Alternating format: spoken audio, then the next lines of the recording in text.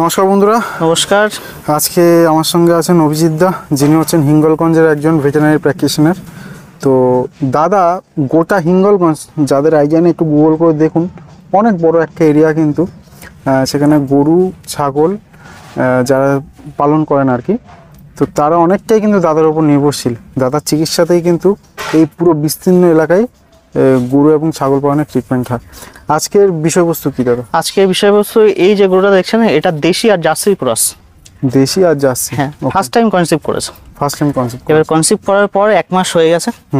একে ফার্স্ট যে কৃমির ডোজ দেওয়ার আমরা সেটা দিয়ে দেবো, কারণ এর পরবর্তীতে আমরা হাই ডোজের কৃমির ওষুধ একে আর দিতে পারবো না। ওকে, তাহলে কনসেপ্ট করার কতদিন পর? কনসেপ্ট করার 1 মাস পর মিনিমাম এর কাজ শুরু করতে হবে। কনসেপ্ট করার 1 মাস পর।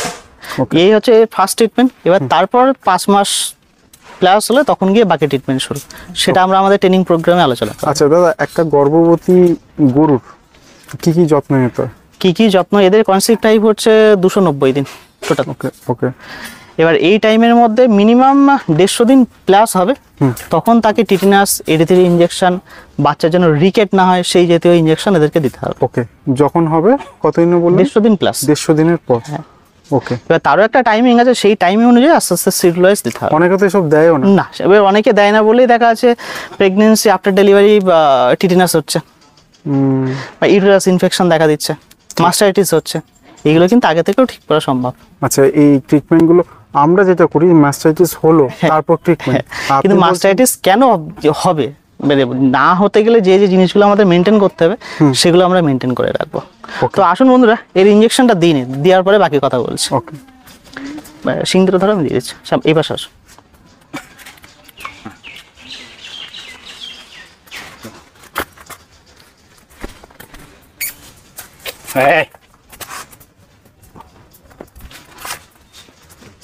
কমপ্লিট।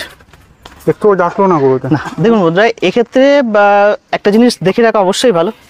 অনেকে আছে গরুর ইনজেকশন করতে ভয় পায়। এদের কিছু কিছু স্পেশাল জায়গা আছে, সেই সমস্ত জায়গা বা কিভাবে দিতে হবে। দেখুন, আমরা দড়িটা বেঁধে নিয়েছি একটা গাছের গায়ে ছোট্ট করে। আচ্ছা। একজনকে বলেছি শুধু মাথাটা ধরতে, বাকি ইনজেকশন আমি করে দিয়েছি। এদের যদি আমরা লম্বা দড়ি দিয়ে বাঁধতাম, ওই গাছের চারপাশে ঘুরতে থাকবে। ওকে। সেক্ষেত্রে ইনজেকশন দিতে প্রবলেম। টেকনিকগুলো জানতে হবে, খোঁচা লাগবে। গরুর কাজ করতে গেলে দুটো জিনিস খুব ভালোভাবে শিখতে হবে। এক, গরুর ইনজেকশন দেওয়া, আর কোনো বড় গরু কোনো ইমার্জেন্সি টাইমে তাকে কিভাবে বেঁধে শুয়ে দিতে হবে, শোয়ানোর একটা টেকনিক আছে। যেমন কুরবানি পারপাস যে গরুগুলো হয়, সেগুলো 200 কিলো 250 কিলো ওজন। এবার তাদেরকে ইনজেকশন দেওয়া বা মাথা ধরে রাখা ক্রিটিক্যাল ব্যাপার। এবার সেক্ষেত্রেও কিছু সিস্টেম আছে, যদি তারা সেই সিস্টেমে আসতে না হয়, রাজি হয়, তখন তাকে দড়ি বেঁধে শুয়ে দিতে হবে, দিয়ে তাদেরকে ইনজেকশন করতে হবে। ওকে, তাহলে তো অনেক কিছুই শেখার আছে। অনেক কিছুই শেখার আছে, কারণ গরু পুষলে শুধু হবে না, এর বেসিক যে জিনিসগুলো দরকার সেগুলো ফার্মারদের নিজেদেরও জানতে হবে। আচ্ছা, জানার জন্য তো অবশ্যই ট্রেনিং এর প্রয়োজন আছে। আমাদের যে পরবর্তী ট্রেনিং অক্টোবর মাসের 16, 17, 18, 19 4 দিনের ট্রেনিং প্রোগ্রাম থাকছে। ওকে। এখানে ডেয়ারি প্রোডাকশন, অর্থাৎ যে গরু দুধ দিচ্ছে, মানে ডেয়ারি ফার্ম, তাদের কি কি ম্যানেজমেন্ট, কি কি ট্রিটমেন্ট করতে হবে, সবকিছু সেখানে দিয়ে দেওয়া হবে। ওকে।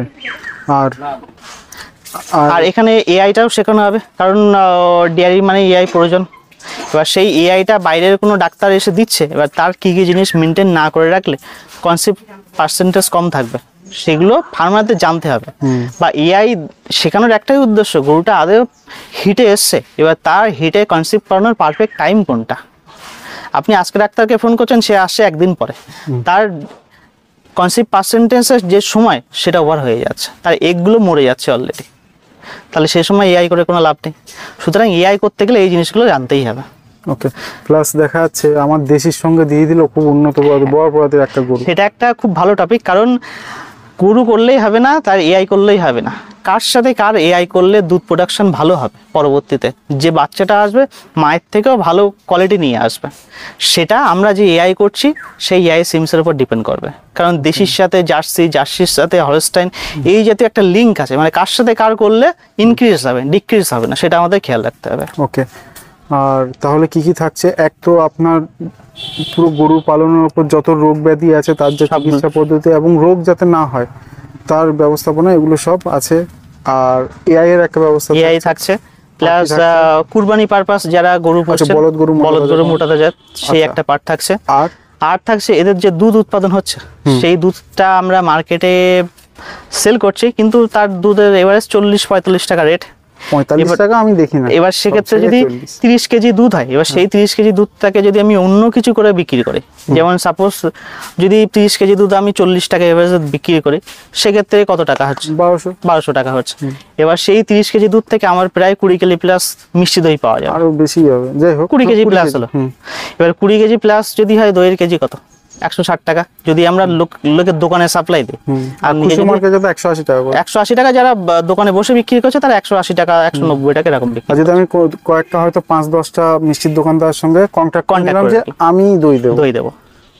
এবং সবথেকে বড় কথা হচ্ছে দাদা, খুব মানে ঝামেলার বিষয় না, কি না, জাস্ট একটা উনুন লাগবে আর একটা বড় কড়াই লাগবে। এবার ওটা 1-2 দিন করলেই দেখবেন হাত সেট হয়ে গেছে। তাহলে আপনি বলছেন যে ডেয়ারি ফার্মিং ট্রেনিং যেটা হচ্ছে তাতে এটাও থাকবে? এটাও থাকবে, কারণ ডেয়ারি প্রোডাকশন, দুধ যে হচ্ছে তার থেকে প্রোডাকশন হিসেবে দই উৎপাদন না, এখানে দই থাকবে, রসগোল্লা থাকবে, পান্তুয়া থাকবে, ল্যাংচা থাকবে, ছানা জিলাপি থাকবে।